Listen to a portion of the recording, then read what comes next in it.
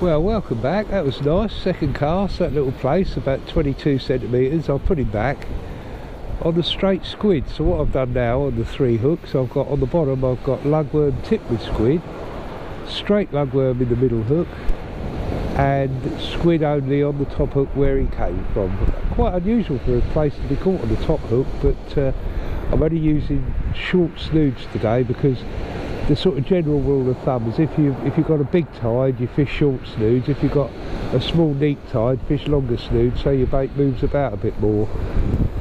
But if you was to be fishing 3 hooks today with sort of 20-24 inch snoods, you'd probably find on most casts at least 2 of the 3 got tangled. But still a good tide running. It's about high tide now. I'll have a quick look at the watch. I'm pretty sure it's, yeah, 12:15. High tide was exactly midday. As I say, it was a 7 metre tide today. As you can see, it's still fairly choppy, but the old braid does give you a good bite detection, and that little plaice gave a good bite actually. Pulled it down a couple of times, good thumps. Didn't slack line it, but as I say, it was a bite you could certainly see. What you're seeing up there now is just wave motion. But when you're fishing for any length of time, you get used to that. You can sort of read the waves away from the bites. And as I say, with the braid, you get less of it than you certainly do with monofilament. And it's such long lasting. I mean, I've had this braid on now for over a season, and it's £18, and it's 0.8, I believe, which is ridiculous. I mean, in freshwater terms, that would be about £2 line.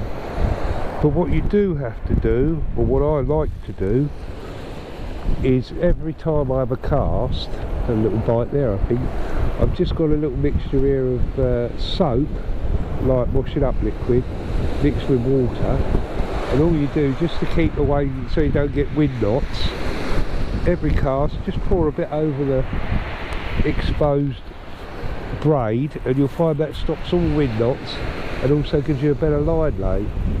So I think we had a couple of little knocks then, right over high tide. It's the sort of time you'd expect to see a few fish if there's any about.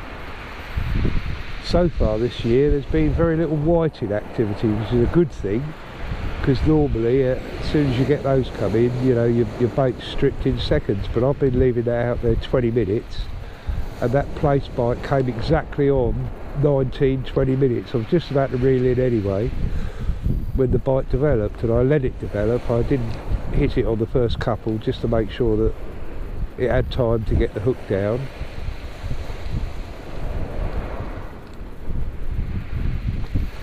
Yeah, you see, that's definitely a bite. Oh yeah, see, that's a good bite. I think we'd better have a look at him. Just let it develop a little bit. A couple of good knocks there. No prizes, oh yeah, no prizes for striking too soon. Right, I'll add this one in and see what we got.